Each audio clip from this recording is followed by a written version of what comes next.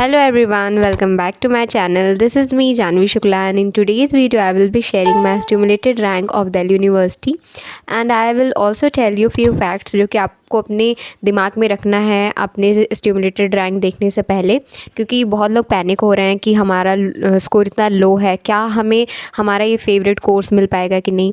तो इसलिए मैं आपको कुछ चीज़ें बताऊंगी जो कि आगे वीडियो में है, तो पूरा वीडियो एंड तक देखिएगा। So without any further delay let's get into the video. तो सबसे पहले मैं अपनी स्टिमुलेटेड रैंक दिखाने से पहले आपको कुछ चीज़ें बता दूं जो कि आपको ध्यान में रखनी है। पहली बात तो ये है कि जैसे मुझे अपना मन पसंदीदा कोर्स करना है जो कि है मेरा बीए पॉल साइंस ऑनर्स। अब पॉल साइंस ऑनर्स में मेरी रैंक आ रही है 6000 या फिर मान लो 4000 आ रही है, तो मुझे ये चीज़ दिमाग में रखनी है कि जो स्टिमुलेटेड रैंक्स है ना, ये एक्चुअल रैंक नहीं है। क्योंकि जब हम बीए पॉल साइंस ऑनर्स भर रहे हैं तो हमारे साथ और भी कई बच्चे हैं जिन्होंने बीए पॉल साइंस ऑनर्स भरा है लेकिन उनको करना नहीं, मतलब वो बीएससी के थे लेकिन वो एलिजिबल थे तो उन्होंने ऐसे दे दिया। तो आधे लोग तो वहाँ से हट गए। फिर गर्ल्स जो है वो अपनी गर्ल्स कॉलेज में ही एडमिशन ले सकते हैं। तो अब जब आप उसमें पॉल साइंस ऑनर्स हम लोग को क्योंकि चांस है हम लोग गर्ल्स कॉलेज में रख रहे हैं, तो उसमें बॉयज़ हट गए, आधा कंपटीशन वहीं चला गया। और उसके बाद आप बात करें तो कैटेगरी वाइज अभी आपको स्टिमुलेटेड रैंक जो दिख रही है, पिछले साल क्या होता है कि आपकी कैटेगरी वाइज रैंक आई थी, तो अब ये स्टिमुलेटेड रैंक जो है ना, ये कई बच्चों की सेम होगी। और कैटेगरी वाइज वहीं रैंक देखें तो जैसे किसी ने EWS लगाया है, किसी की SC ST कैटेगरी है, तो उस अकॉर्डिंग आपकी रैंक आगे भी जा सकती है, मतलब ऊपर जा सकती है। तो इस वजह से आपको पैनिक होने की ज़रूरत नहीं है। आपका ये मतलब मैटर नहीं करता कि अगर आपकी रैंक कम आई है तो इसका मतलब ये नहीं कि आपका एडमिशन नहीं होगा, क्योंकि बहुत सारे फैक्टर्स हैं जो आपको कंसिडर करने पड़ेंगे। पर स्टिमुलेटेड रैंक एक तरह का आइडिया आपको दे देता है कि हाँ ठीक है, तुम्हारी इसमें रैंक थोड़ी कम आ रही है, तुम थोड़े कोर्सेज और ऐड कर लो।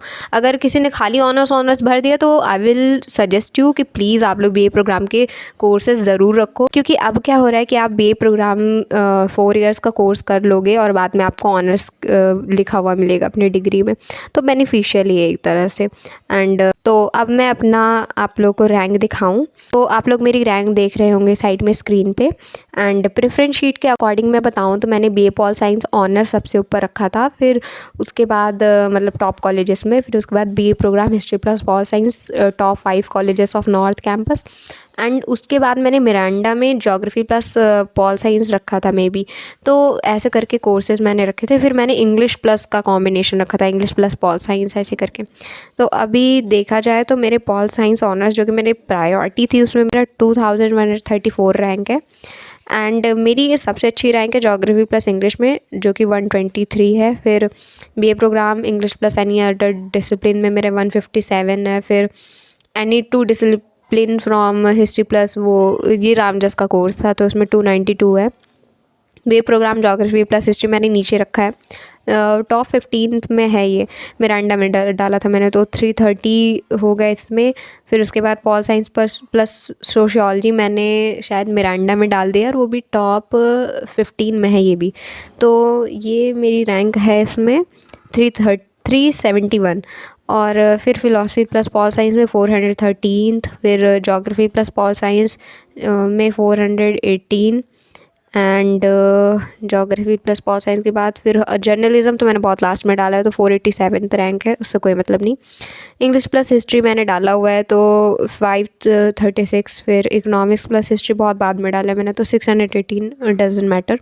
फिर ऐसे करके ज्योग्राफी ऑनर्स 731 बहुत बाद में डाला है मैंने। इंग्लिश प्लस पॉल साइंस जो कि कोर्स मैंने टॉप 10 में डाला हुआ है, टॉप 15 में डाला हुआ है आई गेस, तो उसमें 754 रैंक है। आई थिंक ये अच्छी रैंक है और इसमें कॉलेज मिल भी जाना चाहिए। फिर इकोनॉमिक्स प्लस पॉल साइंस बाद में डाला है मैंने, उसमें मेरी 824 रैंक है। ऐसे हिस्ट्री प्लस पॉल साइंस मैंने टॉप 10 में डाला है लेकिन 1273 रैंक है। तो ऐसे करके मेरी रैंक्स हैं।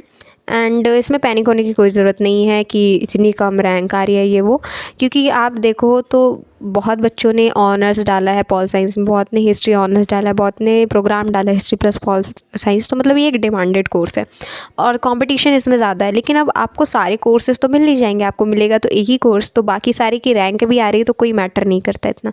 इसमें से कितने बच्चे हैं जिन्होंने फालतू में भर दिया होगा पॉल साइंस, उनको करना नहीं होगा, वो एक ऑप्शन के लिए डाल देते हैं। जैसे मैंने इकोनॉमिक्स प्लस पॉल साइंस डाला है, ऑल मेरा इकोनॉमिक्स सब्जेक्ट नहीं था, तो अभी मुझे करना भी नहीं है वो, इसलिए मैंने बहुत बाद में डाला है। लेकिन अभी इसमें जेन्युइनली किसी को करना होगा इकोनॉमिक्स प्लस पॉल साइंस में प्रोग्राम, तो उसके लिए वो रैंक मैटर कर जाएगी, ठीक है। तो इसी वजह से आप लोग बिल्कुल पैनिक मत होइएगा एंड वांट कि आप लोग भी अपनी रैंक शेयर करें मेरे साथ, आपके सबसे ऊपर कौन सी प्रोग्राम में, कौन से कोर्स में रैंक आ रही है।